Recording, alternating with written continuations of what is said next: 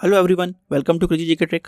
Friends, आइए Nobel prize की series को आगे बढ़ाते हैं और आज 2024 में जो लास्ट नोबेल प्राइज़ दिया गया है इकोनॉमिक साइंसेज में, उसको डिस्कस करते हैं। फ्रेंड्स, हर साल की तरह इस साल भी हमने हर नोबेल प्राइज़ को डिटेल में डिस्कस किया है, किसको वो प्राइज़ दिया गया, किस लिए दिया गया, साथ में इंपॉर्टेंट एमसीक्यू सेशंस और ब्रीफ हिस्ट्री को भी डिस्कस किया है। 2024 में सबसे पहले नोबेल प्राइज़ दिया गया था मेडिसिन की फील्ड में, जो कि दिया गया था विक्टर एमरोस और गैरी रुफकॉन को। उसके बाद हमने देखा था फिजिक्स की फील्ड में नोबेल प्राइज़ दिया गया जॉन जे हॉपफील्ड और जॉफ्री ई हिंटन को। फिर फ्रेंड्स हमने बात करी केमिस्ट्री के नोबेल प्राइज़ की, जो कि फ्रेंड्स यहाँ पर 3 लोगों को दिया गया था। पहला भाग यहाँ पर गया डेविड बेकर को, जिन्होंने कंप्यूटेशनल प्रोटीन डिज़ाइन बनाई, और दूसरा भाग गया फ्रेंड्स यहाँ पर जॉन एम जंपर और डेमिस हेजेबिस को, जिन्होंने फ्रेंड्स प्रोटीन स्ट्रक्चर्स का प्रोडिक्शन किया। फिर हमने देखा था फ्रेंड्स साहित्य के नोबेल पुरस्कार को, लिटरेचर नोबेल प्राइज़ दिया गया है साउथ कोरिया की हैन आंग को। और उसके बाद हमने देखा था शांति का नोबेल पुरस्कार नोबेल प्राइज़ इन पीस, जो कि दिया गया है जापान के एक मूवमेंट को जिसका नाम है नियॉन हिडांक्यो। इन सब प्राइजेस को हमने डिटेल में डिस्कस किया है। प्लेलिस्ट में आपको पूरे वीडियोस मिल जाएंगे, जहां पर आप इन वीडियोस को देख सकते हैं। आज हम डिस्कस करने वाले हैं इकोनॉमिक साइंसेस में दिए गए नोबेल पुरस्कार को। 2024 में इकोनॉमिक साइंसेस का नोबेल पुरस्कार 3 लोगों को दिया गया है। टर्की के डेरोन एसमगलू, यूके के साइमन जॉनसन और यूएसए के जेम्स ए रॉबिन्सन। इन तीनों को फ्रेंड्स 2024 में इकोनॉमिक साइंसेस के नोबेल पुरस्कार से सम्मानित किया गया है। अब बात आती है क्यों दिया गया इनको ये नोबेल पुरस्कार। तो फ्रेंड्स, इनकी जो स्टडीज़ हैं for studies of how institutions यानी कि संस्था आर फॉर्म्ड, किस तरह से संस्थाएं बनती हैं, एंड अफेक्ट प्रॉस्पेरिटी, और किस तरह से वो समृद्धि को प्रभावित करती हैं। For studies of how institutions are formed and affect prosperity, basically इन्होंने इस बात पर शोध किया कि किस तरह से संस्थाएं बनती हैं, इंस्टीट्यूशंस बनते हैं, और वो किस तरह से अफेक्ट करती हैं, असर डालती हैं हमारी समृद्धि पर। थोड़ा इसको समझने की कोशिश करते हैं और इनकी रिसर्च में क्या मूलभूत बातें सामने आती हैं उनको थोड़ा देख लेते हैं। इन तीनों की जो रिसर्च है वो इस बात को समझाती है कि आखिरकार ऐसा क्यों है कि कुछ देश बहुत ज़्यादा अमीर हैं और कुछ देश बहुत ज़्यादा गरीब हैं।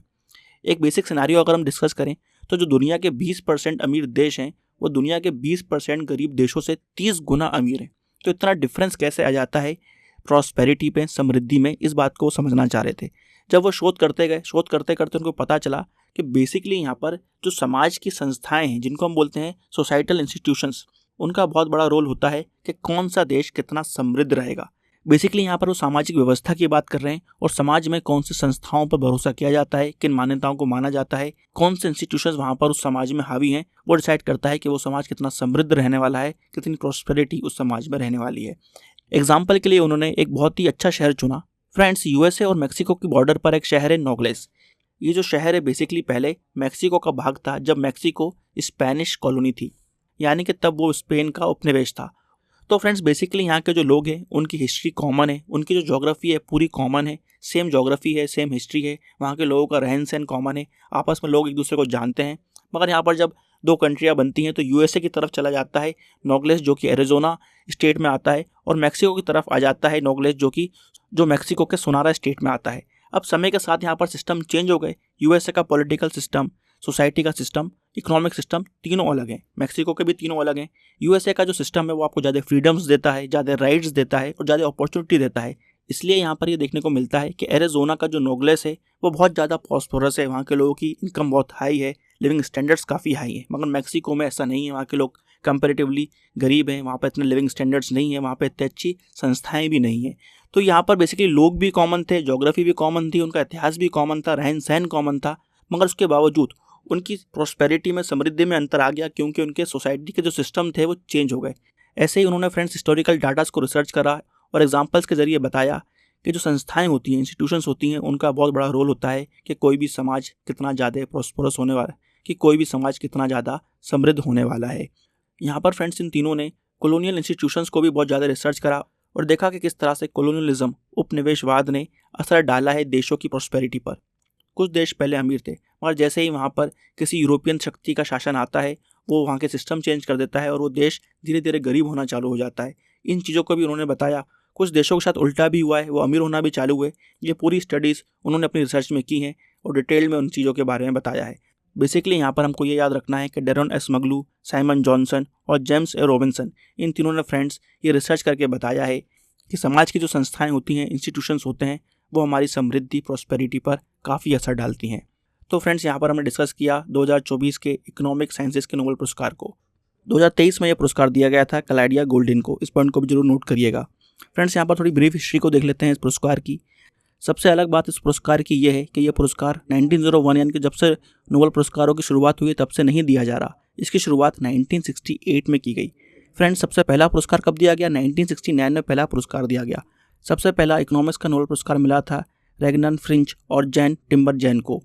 2024 में 56 नोबेल पुरस्कार दिया गया है इकोनॉमिक साइंसेज में, और अभी तक फ्रेंड्स 96 इंडिविजुअल्स को इस पुरस्कार से सम्मानित किया जा चुका है। सबसे यंगेस्ट नोबेल पुरस्कार विजेता रही हैं फ्रेंड्स एस्टर डुफ्लो, जिनको यह पुरस्कार 2019 में 46 वर्ष की आयु में मिला था। सबसे उम्रदराज व्यक्ति की बात करें तो वो हैं लियोनिड हर्विक्स। इनको फ्रेंड्स 90 वर्ष की आयु में ये पुरस्कार 2007 में दिया गया था। अभी तक सिर्फ फ्रेंड्स 3 महिलाएं ही ऐसी हैं जिनको इकोनॉमिक्स के नोबेल पुरस्कार से सम्मानित किया गया है। 2009 में पहली महिला बनी थी एलिनोर ऑस्ट्रम, और 2019 में एस्टर डुफ्लो, और 2023 में फ्रेंड्स क्लेडिया गोल्डिन। तो यहाँ पर हमने इकोनॉमिक साइंसेस के नोबेल पुरस्कार की ब्रीफ हिस्ट्री को डिस्कस कर लिया। अब समय है एमसीक्यू सेशन का। आइए डिस्कस करते हैं इससे संबंधित इंपॉर्टेंट एमसीक्यूज को। आगे बढ़ने से पहले फ्रेंड्स यहाँ पर मैं आप सभी को बताना चाहूँगा कि क्रेजी जीके ट्रिक पर अगर आप इकोनॉमिक्स का फाउंडेशन कोर्स लेना चाहते हैं तो friends economic foundation course by Akshay sir, जहाँ पर उन्होंने ट्रिक के माध्यम से लास्ट टाइम रिवीजन के लिए बहुत ही कॉम्पैक्ट और सटीक इकोनॉमिक कोर्स बनाया है, आप उसको ले सकते हैं। अगर आप फ्रेंड्स डिटेल में पढ़ना चाहते हैं तो economic foundation course by Dushyant sir को आप देख सकते हैं, जहाँ पर इकोनॉमिक्स के हर कॉन्सेप्ट को हमने डिटेल के साथ पढ़ा है, और यहाँ पर हमने सिविल सर्विसेज के सिलेबस को भी कवर करा है। तो फ्रेंड्स, आप क्रेजी जीके ट्रिक और रूट पर दोनों ही बैचेस को देख सकते हैं, और अगर आप इकोनॉमिक्स को डिटेल में पढ़ना चाहते हैं तो इन कोर्सेज को ले सकते हैं। चलिए आगे बढ़ते हैं। सबसे पहला क्वेश्चन है कि किस वर्ष पहली बार इकोनॉमिक साइंसेस का नोबेल पुरस्कार दिया गया था? तो फ्रेंड्स, ये पुरस्कार दिया गया था सबसे पहली बार 1969 में। इस्टेब्लिशमेंट हुआ था 1968 में। ये दोनों बातें अलग होती हैं, इनमें कन्फ्यूज मत होना। नेक्स्ट क्वेश्चन है इकोनॉमिक साइंसेस के नोबेल पुरस्कार की प्राइज मनी किसके द्वारा पे की जाती है, यानी कि दी जाती है?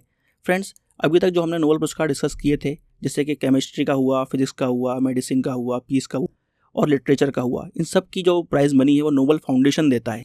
मगर इकोनॉमिक साइंसेस का जो नोबेल पुरस्कार है उसकी प्राइज मनी रिस्क बैंक देती है। तो फ्रेंड्स, यहाँ पर सही आंसर हो जाएगा ए, रिस्क बैंक।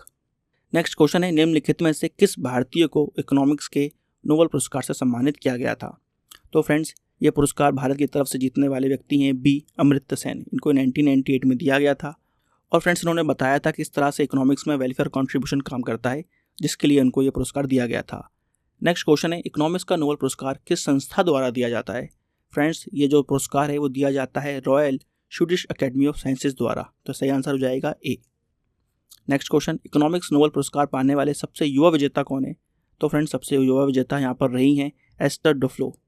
नेक्स्ट क्वेश्चन है अब तक कितनी महिलाओं को इकोनॉमिक्स के नोबेल पुरस्कार से सम्मानित किया गया है? तो फ्रेंड्स, अभी तक हम देखते हैं कि सिर्फ 3 महिलाओं को ही इस पुरस्कार से सम्मानित किया गया है। नेक्स्ट क्वेश्चन है साल 2023 में किसे इकोनॉमिक्स के नोबेल पुरस्कार से सम्मानित किया गया था? तो फ्रेंड्स, 2023 में ये पुरस्कार जीता था क्लोडिया गोल्डिन ने। और आज का लास्ट क्वेश्चन है साल 2024 में कितने व्यक्तियों को इकोनॉमिक साइंसेस के नोबेल पुरस्कार से सम्मानित किया गया? इसका आंसर फ्रेंड्स आपको कमेंट बॉक्स में देना है। तो फ्रेंड्स, यहाँ पर हमने 2024 में दिए गए सभी नोबेल पुरस्कारों को डिस्कस कर लिया है। बहुत जल्द आपको फ्रेंड्स हमारे चैनल पर अक्षय सर द्वारा नोबेल प्राइजेस विजेताओं को याद करने की ट्रिक प्रोवाइड की जाएगी, तो फ्रेंड्स उस वीडियो को देखना ना भूलें। साथ साथ फ्रेंड्स यहाँ पर हम टॉप 50 एमसीक्यूज भी देंगे आपको नोबेल पुरस्कार पर, क्योंकि फ्रेंड्स इस टॉपिक से हर साल हर एग्जाम में आपको जरूर क्वेश्चन देखने को मिलता है। ऐसे ही इंटरेस्टिंग, अमेजिंग और इन्फॉर्मेटिव वीडियो देखने के लिए क्रेजी जीके ट्रिक के साथ बने रहिए। मिलेंगे नेक्स्ट वीडियो में, जब तक के लिए सबको bye bye and take care.